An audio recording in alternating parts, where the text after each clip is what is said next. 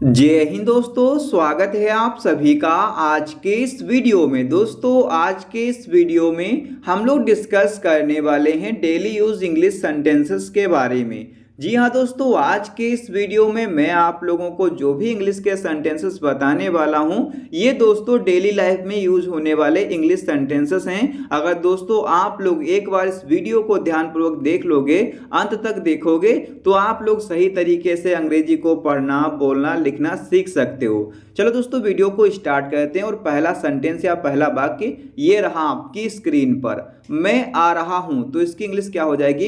इसकी इंग्लिश हो जाएगी आई एम कमिंग।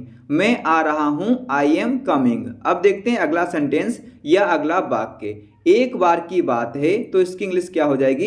इसकी इंग्लिश हो जाएगी वंस अपॉन अ टाइम। तो दोस्तों इस तरीके से आप लोग सही तरीके से इंग्लिश को बोल सकते हो, लिख सकते हो, पढ़ सकते हो। जैसे कि आप लोगों को इंग्लिश में बोलना होगा एक बार की बात है तो इसको इंग्लिश में किस तरीके से बोल सकते हैं? Once upon a time. तो इस तरीके से आप लोग इंग्लिश में इस मतलब सेंटेंस को बोल सकते हो, इस वाक्य को बोल सकते हो। अब देखते हैं अगला सेंटेंस या अगला वाक्य। जैसा आपको ठीक लगे तो इसकी इंग्लिश क्या हो जाएगी? इसकी इंग्लिश हो जाएगी एज यू फील लाइक। जैसा आपको ठीक लगे, एज यू फील लाइक। अब देखते हैं अगला सेंटेंस या अगला वाक्य।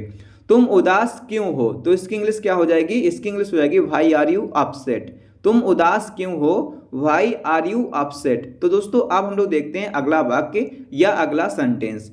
मुझे कोई नहीं रोक सकता तो इसकी इंग्लिश क्या हो जाएगी? इसकी इंग्लिश हो जाएगी नोबडी कैन स्टॉप मी। मुझे कोई नहीं रोक सकता, नोबडी कैन स्टॉप मी। अब देखते हैं अगला सेंटेंस या अगला वाक्य। आपको कैसे पता चला तो इसकी इंग्लिश क्या हो जाएगी? इसकी इंग्लिश हो जाएगी हाउ डू यू नो। आपको कैसे पता चला, हाउ डू यू नो। अब देखते हैं अगला सेंटेंस या अगला वाक्य। आसपास कोई भी नहीं है तो इसकी इंग्लिश क्या हो जाएगी? इसकी इंग्लिश हो जाएगी नो वन इज अराउंड। आसपास कोई भी नहीं है, नो वन इज अराउंड। अब देखते हैं अगला सेंटेंस या अगला वाक्य। मैं सब समझ गया तो इसकी इंग्लिश क्या हो जाएगी? इसकी इंग्लिश हो जाएगी आई अंडरस्टूड एवरीथिंग। मैं सब समझ गया, आई अंडरस्टूड एवरीथिंग। अब देखते हैं अगला सेंटेंस या अगला वाक्य। मैंने उसे कल देखा तो इसकी इंग्लिश क्या हो जाएगी? इसकी इंग्लिश हो जाएगी आई सॉ हिम एस्टरडे। मैंने उसे कल देखा, आई सॉ हिम एस्टरडे। अब देखते हैं अगला सेंटेंस या अगला वाक्य। खुद पर विश्वास रखो तो इसकी इंग्लिश क्या हो जाएगी? इसकी इंग्लिश हो जाएगी बिलीव इन योर सेल्फ। खुद पर विश्वास रखो, बिलीव इन योर सेल्फ। अब देखते हैं अगला सेंटेंस या अगला वाक्य। मेरे बारे में सोचो तो इसकी इंग्लिश क्या हो जाएगी? इसकी इंग्लिश हो जाएगी थिंक अबाउट मी। मेरे बारे में सोचो, थिंक अबाउट मी। अब देखते हैं अगला सेंटेंस। कार में बैठ जाओ तो इसकी इंग्लिश क्या हो जाएगी? इसकी इंग्लिश हो जाएगी get in the car. Car में बैठ जाओ, गेट इन द कार। अब देखते हैं अगला सेंटेंस या अगला वाक्य। यह किसके लिए है तो इसकी इंग्लिश क्या हो जाएगी? Who is it for. यह किसके लिए है, हु इज इट फॉर। अब देखते हैं अगला सेंटेंस या अगला वाक्य। मुझे वापस कॉल करें तो इसकी इंग्लिश क्या हो जाएगी? इसकी इंग्लिश हो जाएगी कॉल मी बैक। मुझे वापस कॉल करें, कॉल मी बैक। अब देखते हैं अगला सेंटेंस या अगला वाक्य। मुझे तुम पर गर्व है तो इसकी इंग्लिश क्या हो जाएगी? इसकी इंग्लिश हो जाएगी I am proud of you. मुझे तुम पर गर्व है, I am proud of you. अब देखते हैं अगला सेंटेंस। क्या मैं अंदर आ सकता हूं तो इसकी इंग्लिश क्या हो जाएगी? इसकी इंग्लिश हो जाएगी मे आई कम इन। क्या मैं अंदर आ सकता हूं, मे आई कम इन। अब देखते हैं अगला सेंटेंस। या तुम्हारे लिए है तो इसकी इंग्लिश क्या हो जाएगी? थिंक इज मतलब this is for you. Sorry, यह तुम्हारे लिए है, दिस इज फॉर यू। तो इस तरीके से इंग्लिश में आप लोग कह सकते हो, पढ़ सकते हो, बोल सकते हो। यह तुम्हारे लिए है, दिस इज फॉर यू। अब देखते हैं अगला सेंटेंस या अगला वाक्य। धीरे बोलिए तो इसकी इंग्लिश क्या हो जाएगी? Speak slowly. धीरे बोलिए, स्पीक स्लोली। अब देखते हैं अगला सेंटेंस या अगला वाक्य। आपका दिन कैसा रहा तो इसकी इंग्लिश क्या हो जाएगी? How was your day. आपका दिन कैसा रहा, हाउ वाज योर डे। अब देखते हैं अगला सेंटेंस। अगला सेंटेंस ये रहा आपकी स्क्रीन पर।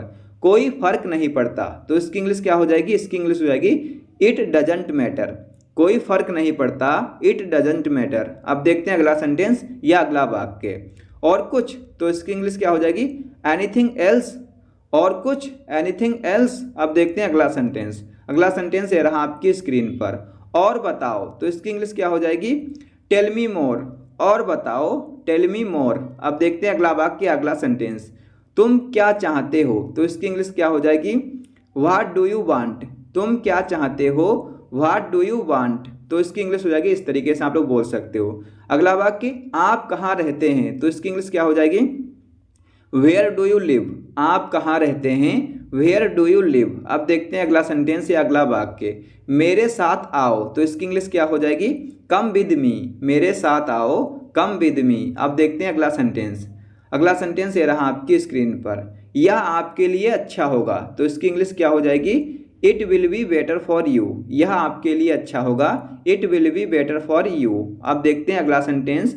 अगला सेंटेंस ये रहा आपकी स्क्रीन पर, आप मुझे कैसे जानते हैं, तो इसकी इंग्लिश क्या हो जाएगी, हाउ डू यू नो मी, आप मुझे कैसे जानते हैं, हाउ डू यू नो मी। तो अब हम देखते हैं अगला वाक्य, अगला सेंटेंस, क्या आप मुझे जानते हैं, तो इसकी इंग्लिश क्या हो जाएगी, डू यू नो मी, क्या आप मुझे जानते हैं, डू यू नो मी।